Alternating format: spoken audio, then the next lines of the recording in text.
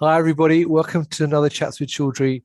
I'm here in Barcelona, actually, as we speak, in a hotel room, and I'm joined by Chris Brown, who's Chief Technology Officer and co-founder of 908, who is in the US. So this is the wonder of modern technology.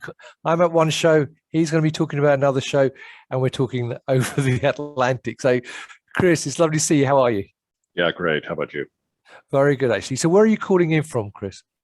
I'm actually in Washington State today, but All right. Okay. about 3 different time zones this week at some point or another. So I was at ASMS up through the end of yesterday, so got home last night. All right, fantastic. Well, look, that's one of the things we're going to be talking about, obviously, during this interview, as well as finding out a bit more about 908. So let me start, first of all, by just asking you, if you don't mind, to give viewers who are not familiar with 908 Devices a very quick overview of the business.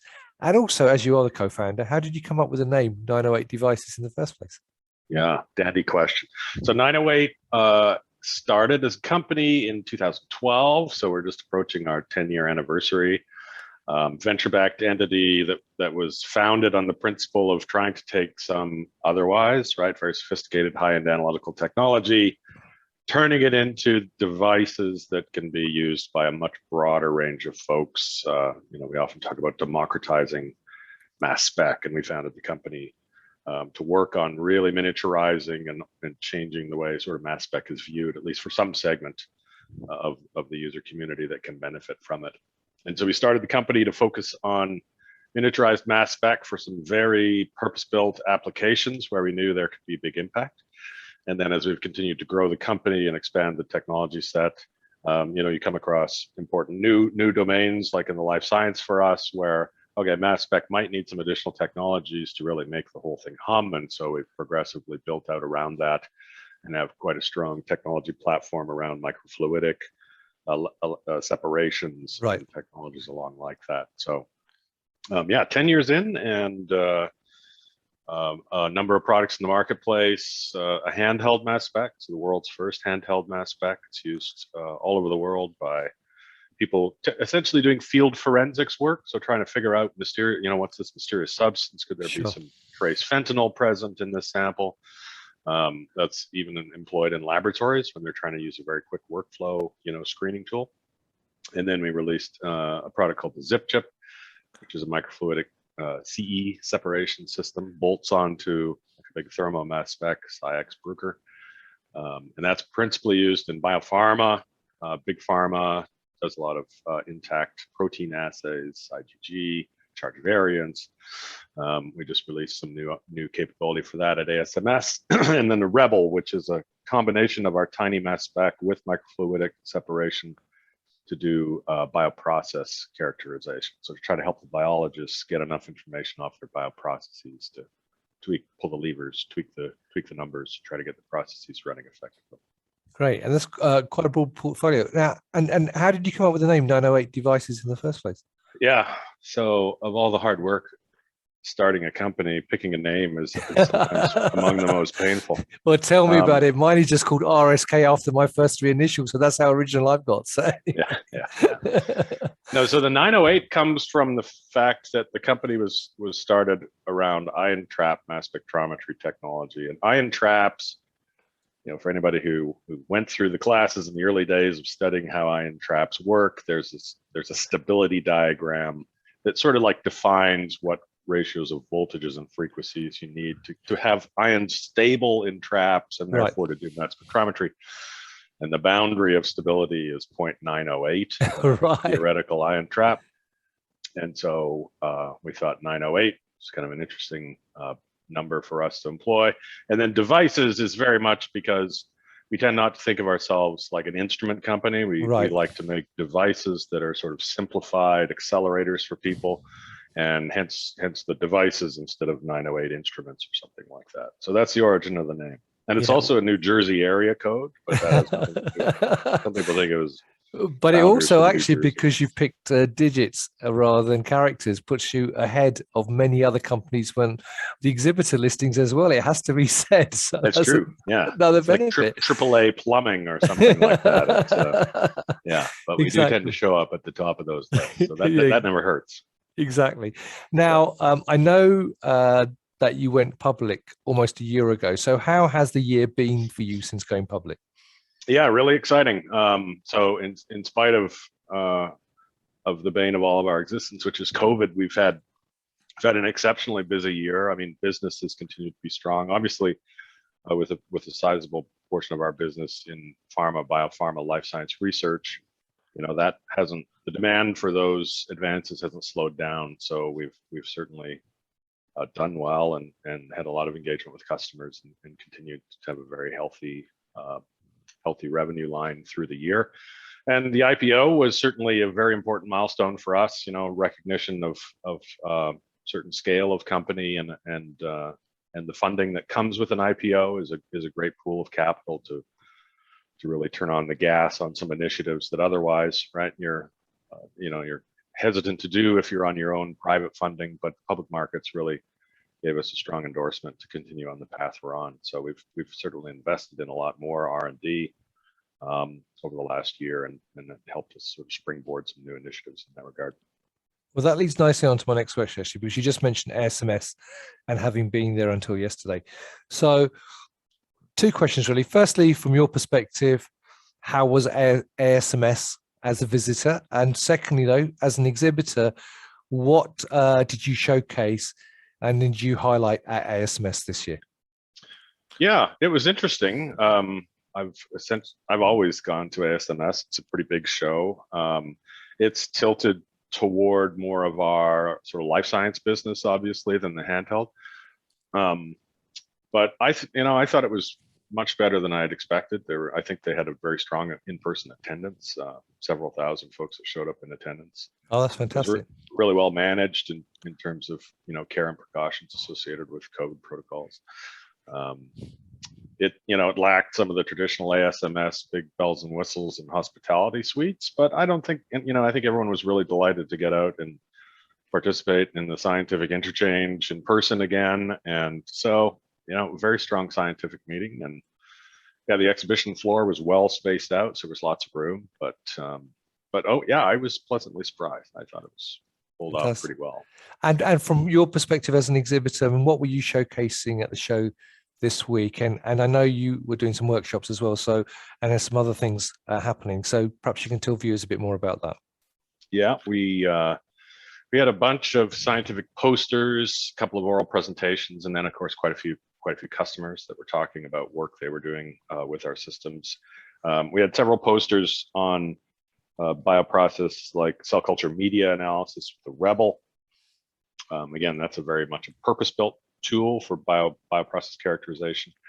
So that was just showcasing the performance of some of those devices through a variety of conditions. We had a presentation on doing metabolite assays with ZipChip, very, very, very high speed metabolite assays. This is with ZipChip, so on a big mass spec on the back, so broader characterization than we do with the Rebel device. So Will Thompson was presenting that at ASMS. And then we had a couple of customer presentations that were giving presentation on some early investigative work we're doing toward the proteomics domain. So traditionally, we haven't done a whole bunch that's very oriented toward proteomics. At least we do a lot of protein related work and PTM work in the biopharma space, but haven't usually published much in the way of proteomics. But we have some interesting developments that are early stage at the moment. We haven't released them commercially, but we've got far enough to at least share some data we've been working with folks on to expand the capability of the proteomics capability on ZipChip. And then we released a new kit for ZipChip. We've had a lot of customers who have been doing more work with oligonucleotides in terms of the therapeutic domain. I'm glad you said that rather than me, to be honest. Yeah. So we had been looking at sort of the best conditions to support oligonucleotide analysis with ZipChip, and it's easier to just say oligos. And so we released an oligo kit in response to a lot of that interest and demand. And so yeah, we'll see where that's going. But obviously, a lot of work in the oligo space in general in pharma. So we're interested to see how that goes with customers. Fantastic. And viewers, if you are at ASMS, and I know it carries on. Has it finished today, or is it carrying on tomorrow? I can't remember. I'm losing track of my days. Through tomorrow. Right. Yeah. So if you're there tomorrow, then the stand is 306. I've even made a note of it, so you can check out the 908 booth at 306 if you're there tomorrow. So with your CTO hat on, though, because I know ASMS historically has always been an event where a lot of the big, and I know you don't want to be classed that, but instrument companies have sort of highlighted new products, and they've always tended to be, when I've gone to ASMS, felt like there's a sort of trend which has been around those particular launches any given year, whether it's triple quads or they're focusing on biopharma or whatever. From your CTO, did you see any particular trends come out of ASMS this week that you thought, well, actually, that's quite interesting and that's something new and exciting in terms of what people are actually talking about? Yeah. Not sure there was a really strong systematic trend I saw this year. I would say there's a lot of continued focus on biotherapeutics and bioprocess. Sure. And being able to enable those researchers, whether it's a very early phase, for clone selection or bioprocess characterization and optimization, or later phase. But certainly, a lot of people are pulling more mass spec into biopharma, and you're seeing it displace some tools that were traditionally not mass spec. And so that seemed to be a strong theme, both in the academic presentations as well as with some of the instrumentation vendors that are trying to support those customers better. And I think it's quite a challenge because a lot of the ASMS crowd, they do tend to be mass spectrometry, right, experts, and but a lot of biopharma bioprocess development is not mass spectrometry oriented; it's biology oriented. So you see a lot of companies trying to sort of speak as best they can to users who really aren't mass spectrometry folks. Certainly where we live with Rebel, right?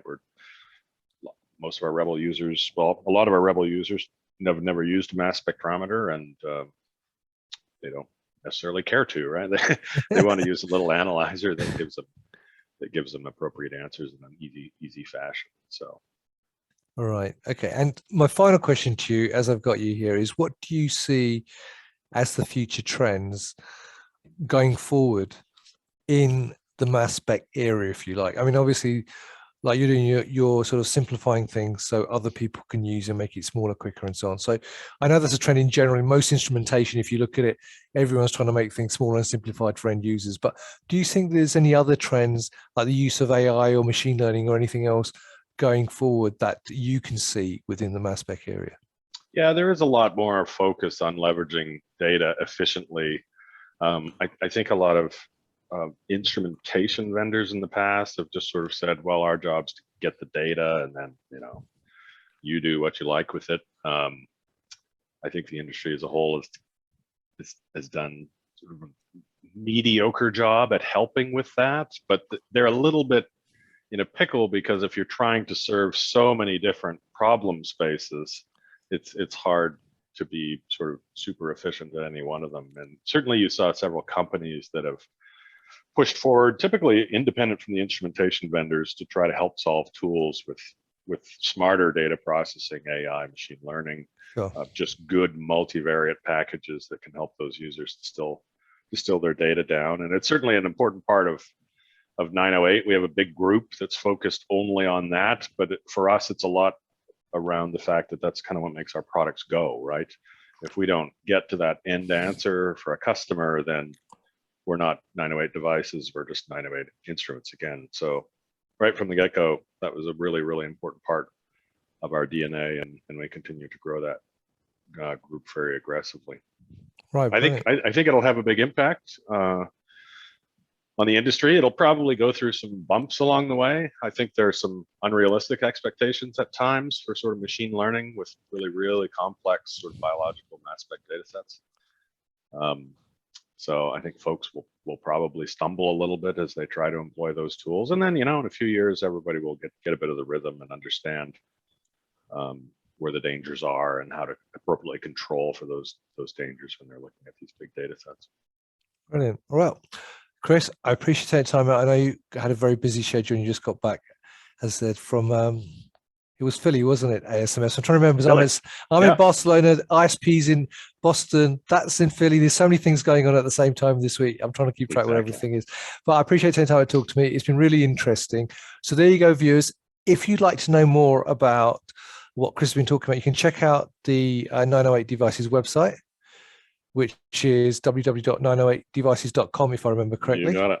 Yep. And if you're still at ASMS this week and you haven't been to 908 Devices stand, then it's stand 306. You can check that out as well.